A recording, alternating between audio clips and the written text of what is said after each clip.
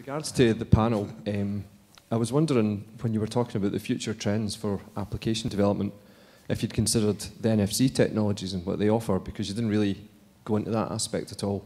Sorry, which technologies could you... NFC, near field communications. So that's like using the mobile phone as a convergent device for payment, transport, social networking.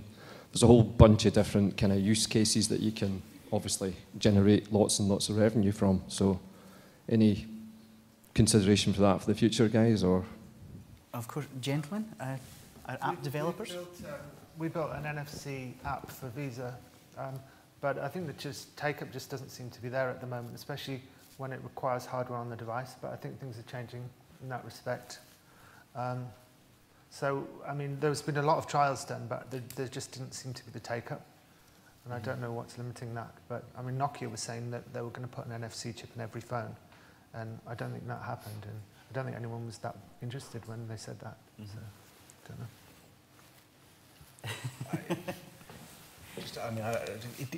It's something that's been around for ages. I mean, I've heard, one way of NFC enabling a phone is you put literally an RFID sticker on the back of it, and it works. But there are two sides, really. One is on the payment side, and what you need there's a network. Once you've got the network in place, it's quite easy to build off that. So something like the Oyster Tube network in London would be an ideal thing to build off, because you've already got one half the network effect. It makes sense for a newsagent to put a terminal in to sell other small value items.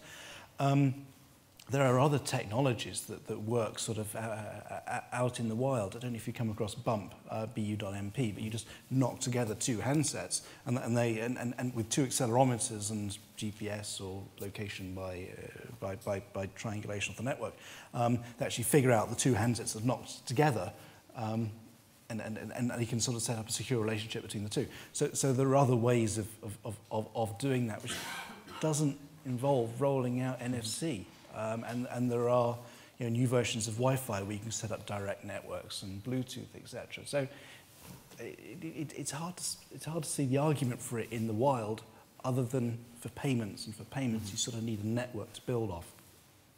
I guess it's a wait and see, which is what it's been for the last 10 years, really. Mm-hmm. I think, would it be fair to say that it's the notion of apps is still so new that it does tend to be, as you were mentioning, the filling in time and the doing things a little more efficiently rather than changing the way people are acting quite yet? NFC is quite a different thing. Yeah.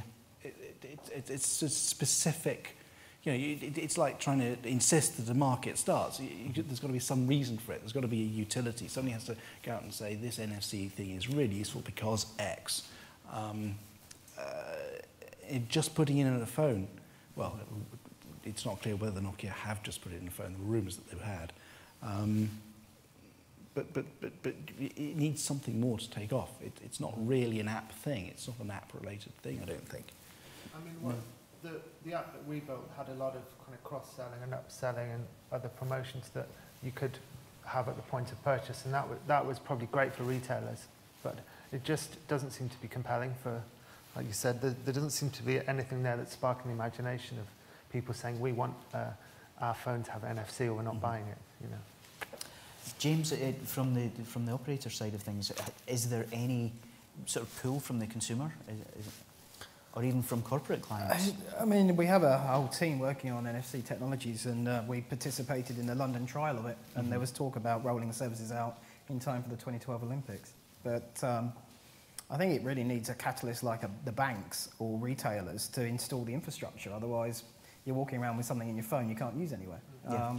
So it's not something that can be driven solely by the mobile industry or developers. It needs, the whole value chain to come together and decide they're backing it. That seems to be the problem. And it's kind of like, I guess, the shift from, because, I mean, where apps are today, it's still, broadly speaking, early adopters walking around with smartphones. For NFC to be successful, it's the whole population ditching cash and moving to mobile payment, which is a huge shift for any culture, society to go through. Even now, people, complain about chip and pin and using, debit cards and stuff like that. So it's another move from there. So it doesn't feel like something that will happen very quickly. It's, it requires a government, almost government-led change for society to adopt it. Yeah, and especially there are issues if we have noisy apps draining the battery and generally broadcasting. Well, it doesn't use networks and stuff Yeah. like that, but it will use local resources like the battery and stuff like that, yeah. Exactly so. Yeah. And why call it NFC for a start if you want anyone to use it? I mean, yeah. Is there, the big problem is, like we said, the lack of the infrastructure in place and all the rest of it. But really what we might find is that the phones with their capabilities of camera and software capabilities and high processors and your location awareness and Bluetooth awareness and Wi-Fi, you might be able to basically bypass putting a chip like NFC in and just have a software solution using the cameras and things like that to deal with your micropayments and so on. That just fits in. So I don't know. I can't see it happening right now. Might happen. Yeah. Stuart, any? No? Again, sir, does that answer your question? Mike seems to, back on. It seems to answer a wee bit, but I work quite a lot of the time for network operators and banks at very much the kind of future, kind of forward-thinking part of the business. And there seems to be a big drive in the industry to get NFC in, because the network operators especially see that as a good way to generate revenue for themselves in the future. And one of the things that when I'm working in the technology, I see a lot of the thing as payment. People just immediately go, oh, it's payment and it's transport. But the thing is, I think for an application developer, and we've started to even look at it ourselves in our company as maybe a way to get into the market quite early, is the fact that there's a mode in this NFC technology that offers an easy way to just pass information. It's not secure, you don't need an extra infrastructure on a network, but it enables so many different opportunities. And it's just like the concept of social networking. For example, I could bump my phone, as Jim was saying there, the technology bump, but it offers a bit more than that, because I could bump my phone against your phone and I could pass my Facebook or LinkedIn and stuff like that. And immediately you're introducing the concept of exchanging information really, really quickly via this technology. And that idea in itself opens up a whole load of different new apps that could generate revenue for anyone and everyone, even the wee guy working in his bedroom. But yeah, in general it does, because I can see it's still not happening in the next, as we're talking that mobile development, these mobile app development life cycles are like, you can't look 5 years away, you can only maybe look 6 months down the road. But this NFC is a bit further away, yeah. So, thanks. Okay. Anyone want to respond to that, or is that? Excellent. Anyone else who has another question for us? Wow, we've covered everything to do with apps in one morning. Okay. Everyone completely satisfied?